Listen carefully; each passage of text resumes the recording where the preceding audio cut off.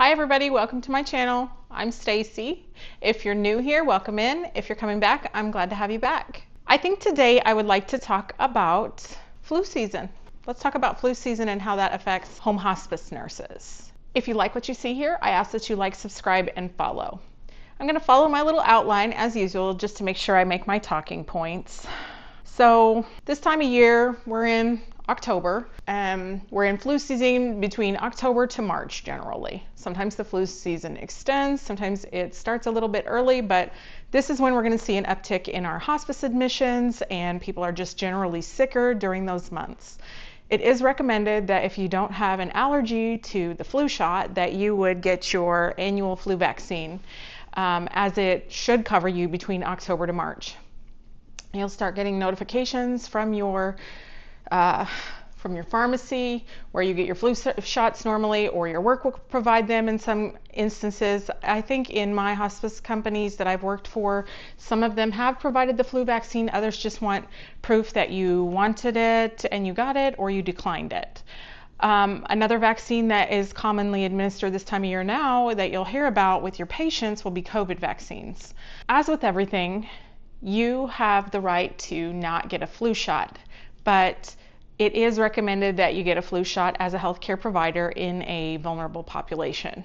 So I always get my flu shot.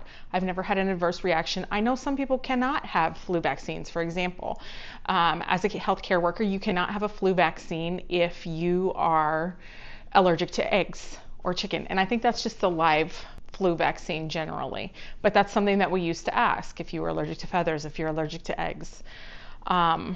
I know a lot of the flu shots that we give now are synthetic. So let's talk about why it matters.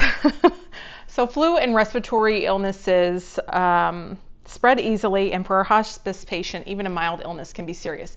Now, I understand in hospice that we're taking care of people who are at the end of their life, they have a life-limiting illness, and they want to remain at home and comfortable. But we are still trying to prevent the spread of infection. We are still trying to not bring infection to our patients, to our families, to their families.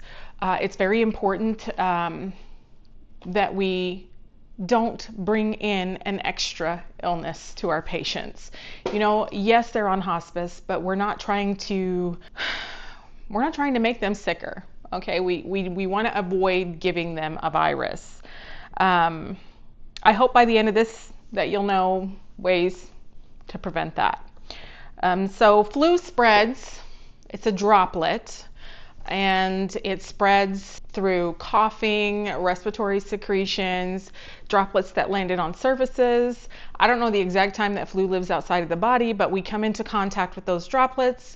Maybe we carry them to a patient. So again, the thing that we would encourage is that vaccines happen. We want you to be vaccinated. Flu season is October to March. I do get my vaccination every year because I'm working with a vulnerable population, and also because I also had chemotherapy at one point, it was recommended that I would get the flu shot and the pneumonia vaccine. So I have had those as well.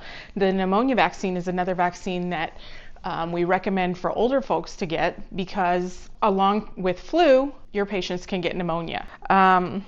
You want to educate your patients about getting the flu shot, the risks versus the benefits.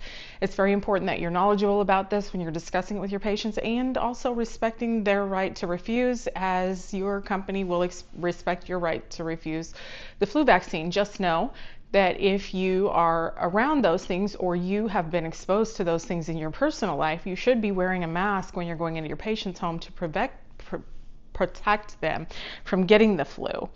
You want to make sure that you're washing your hands in between patients, in between eating, in between, bathroom. You want to just have good hand hygiene, because we don't want to be taking stuff to our patients, to our families, to their families. We want to be washing our hands. Hand hygiene is top.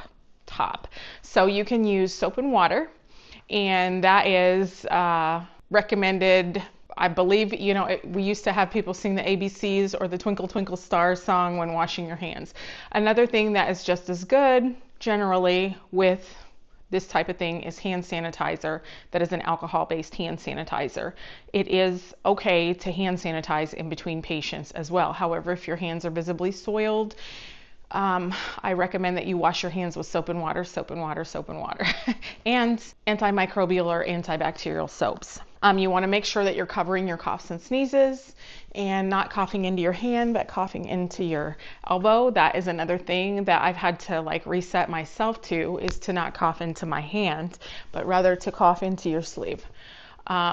That's generally not coming into contact with people. And sometimes we just inadvertently cough and maybe don't think to clean our hands after coughing. Hopefully we're all cleaning our hands if we're coming into contact that. If you are experiencing flu symptoms or you have a sniffle or a cough and a fever, you may want to take a day off and call in and not expose your patients to that. We do have to care for patients that do have these symptoms, so it is important to wear a mask and gloves when we're providing these cares. Because flu is a droplet precaution, if you know somebody has the flu, you're going to wear a mask, gloves, and a gown when you're providing cares if they are having active symptoms. Generally with flu, a person is okay to be around and you're okay to go back to work 24 hours after you have not experienced a fever is, I believe, the standard. I don't know. I think sometimes I've gone to work too soon after having flu symptoms. And, you know, when you work closely together or the people that you're around, you will notice it spread like wildfire. Let's see here.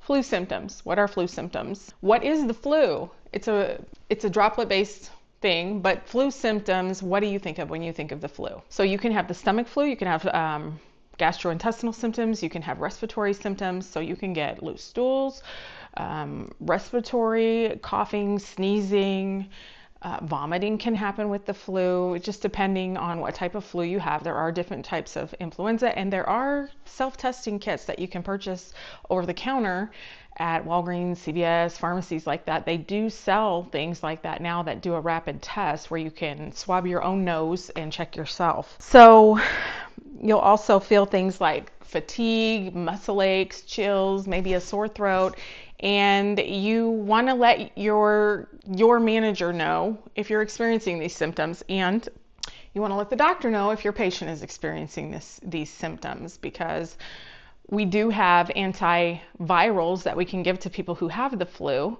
and if you catch it in the early stages of the symptoms, that is usually effective in decreasing the symptoms. Just like the flu shot, it doesn't get rid of the flu, but it will minimize the symptoms. So you want to always make sure that you're telling your patient what the symptoms of the flu would look like, when they should be calling, and you want to make sure your patients know that they can call 24/7.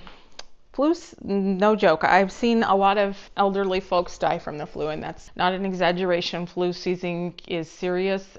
It's especially serious for people who are immunocompromised, and you want to make sure that you are protecting your patients from coming into contact with those things. Yes, again, we are talking about hospice, where people are at the end of their life and they are experiencing end of life processes, but you know, we don't want to shorten their time with something like the flu. We do want to protect our immunocompromised patients and our older folks from getting sick from the flu. So another thing is, you know, when our patients have the flu, we need to remind them that, and their families, about precautions, but not giving them care. You know, we still want to provide care, we still want to provide comfort, we still want to provide reassurance to our patients. I have noticed in facilities when I've worked, when a patient goes into isolation, this is a very difficult thing for them. Isolation precautions make them feel singled out, make them feel lonely. So it's important to still provide good care and compassion, and, you know, even though you're doing it with protective equipment, you should definitely still make sure that you're present with them so that they're not alone. And it's just really important that you take that stuff off before you go out and handle any other patients. You're going to wash your hands, wash your hands, wash your hands. Get rid of that stuff. Don't keep it on you. Don't walk around with gloves on. That's a big one. Don't touch things with your gloves. Once you've touched dirty things, don't touch things with your gloves. Just some common things to think about with the flu. Again, flu season is full swing right now. We are starting to see people sicker. This is when respiratory symptoms start up. Pneumonia can happen. Sometimes it's not the flu, so sometimes it can be a bacterial infection where you're seeing similar symptoms, and you should just be aware of the differences between a bacterial infection and a virus. So with a bacterial infection, we're often going to treat with antibiotics and, over-the-counter stuff to decrease the fever. With fevers, things that you can give, Tylenol and ibuprofen if it's not contraindicated.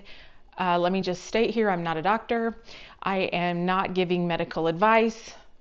And everything that I say, you should also research for yourself and find out, make sure that it's matching up with what's recommended.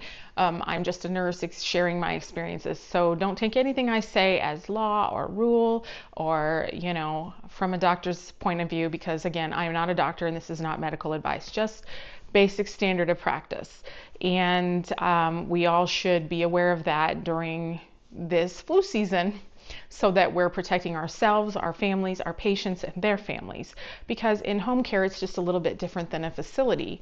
In a home care setting, you are going into people's homes, but you still need to maintain standard precautions and isolation precautions where necessary. So back to what I was saying about bacterial infections, can be prescribed antibiotics to treat those things. Something like Zithromax is something we commonly see for pneumonia and respiratory type infections. And, because it's a potent one and it works after the antibiotics complete. And the thing to keep in mind too is that respiratory symptoms can linger after the virus is not active. The patient can continue to have respiratory symptoms. So it's just important to make sure that they have things like Tylenol, ibuprofen. We can put cool compresses on pressure points, foreheads, wrists, in the neck, behind the knees. Just not bundling them up with heavy blankets, maybe just the sheet, just some key points about keeping people comfortable when they're having the flu. So how do you feel about flu vaccines? Are you vaccinated? Do you feel that it's important for healthcare to be vaccinated to protect themselves and their patients? Do you feel like vaccines should not be mandatory in some instances? One of the things that happened when COVID came around is that when it was first introduced, healthcare workers were forced to get the COVID vaccine. Sidebar from the flu.